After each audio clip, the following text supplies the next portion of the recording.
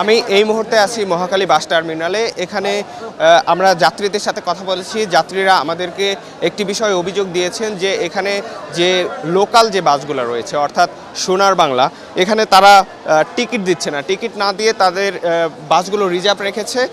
তারা সন্ধ্যা হবে, সন্ধ্যার দিকে তাদের টিকিটগুলো ছাড়বে, কারণ তখন আরও অতিরিক্ত যাত্রী বাড়বে।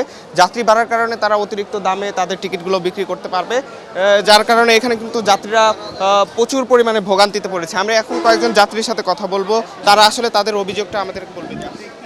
সমস্যায় পড়ছে এনার সমস্যা হচ্ছে আমরা দীর্ঘ সময় ধরে আমরা অপেক্ষা করতেছি। অপেক্ষা করার পর দেখতেছি আসলে এনাকে সিন্ডিকেট চলতেছে, যে এখন সরকার যে ঘোষণা দিচ্ছে নির্ধারিত যে ভাড়া আমাদের, এই ভাড়া তারা আসলে সরকার লুক দেখানো শুধু ইউজ করতেছে, বাকি করতেছে না। গাড়িগুলা এদিকে মুভ করতেছে, ম্যাক্সিমাম গাড়ি আপনার ওই চৌরাস্তা মোড় থেকে ওইখান থেকে গাড়িগুলো ঘুরাই দিচ্ছে। কাউন্টার ভিতরে গাড়ি আসতেছে না, ওই পর্যন্ত গাড়িগুলো আসে ওইখান থেকে ঘুরে যাত্রী নিয়ে যাচ্ছে এবং রাস্তা থেকে অতিরিক্ত ভাড়া নিচ্ছে। কাউন্টার যেহেতু ভাড়া অতিরিক্ত নেওয়ার সুযোগ নাই, এই সুযোগটা রাস্তা ব্যবহার করতেছে। রাস্তা তাদের ইচ্ছে মতো করে 500, 600, 800, 1000 পর্যন্ত করে গাড়ি নিতে আসে, গাড়িগুলো রাস্তা থেকে ফিল আপ করতেছে। উনি যেমনটি বলছিলেন যে এখান থেকে কাউন্টার থেকে কিন্তু বাসগুলো বের হয়ে যাচ্ছে, কিন্তু ফাঁকা বের হচ্ছে।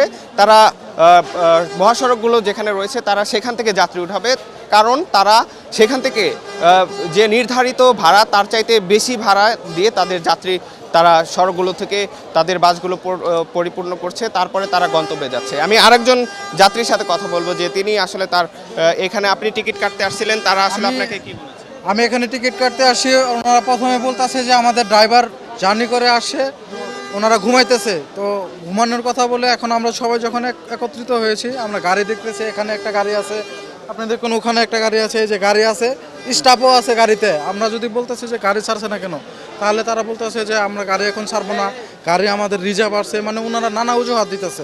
ভাড়া বেশি নিচ্ছে বলতে আমরা সচরাচর আসা যাওয়া করি আপনার 450 থেকে 450 টাকা দিয়ে। হ্যাঁ, এখন আপনার ভাড়া যাচ্ছে 700 টাকা, 750 টাকা, 800 টাকা। একটু আগে তো রফ একটা লোকাল গাড়ি একটা গেল, এখন ওরা বলতেছে রিজার্ভ গাড়ি, ওইটা গাড়ি নাই, ড্রাইভার নাই, কা ড্রাইভার ঘুমাইছে। তখন আমরা তো 3টার সময় বই রয়েছি, গাড়ি পাইতাছি না। রোজা রমজানের দিন হলে কি করাম, দেখা যাক সামান বা ভাড়ার লেগে তো সমস্যা না। আগে 400-500 টাকা গেছি, ওখানে কইতাছে 600 যাম, 650 যাম, যাওয়া লাগবো তো বাড়ি। চাইতেছি তো ভাড়া 800, 1000। নর্মালি আপনারা কত টাকা দিয়ে যান? আমরা নর্মালে তো 200 টাকা দেয়, 300 টাকা দেয়, কিন্তু এখন 800 টাকা 900 টাকা এরকম চান। হ্যাঁ হ্যাঁ। উনি যেমনটি বলছিলেন যে ঈদের যে আনন্দ, তারা তাদের প্রিয়জনদের সাথে ঈদের আনন্দ ভাগাভাগি করবে।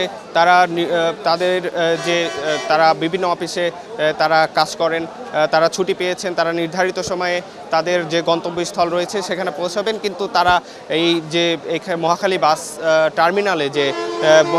টার্মিনালে যে বাস কাউন্টারগুলো রয়েছে, অর্থাৎ ময়মনসিংহ, নেত্রকোনা সহ সিরাজগঞ্জ, উত্তরবঙ্গে যে বাসগুলো রয়েছে সেই বাসগুলোর কিছু কিছু কাউন্টারের মালিকরা আসলে তাদের বাসগুলো রিজার্ভ রেখেছে। তারা সন্ধ্যার দিকে সেই বাসগুলো তাদের গন্তব্যের দিকে ছাড়বে, অর্থাৎ তারা যাত্রীদের থেকে অতিরিক্ত ভাড়া নেওয়ার একটা পায়তারা করছে। তারা প্রশাসনের সাথেও কথা বলেছে, প্রশাসনের পক্ষ থেকেও তারা আমাদের যে অভিযোগটা দিয়েছে, প্রশাসনও ব্যবস্থা নেয়নি বলে তারা আমাদেরকে অভিযোগ দিয়েছে।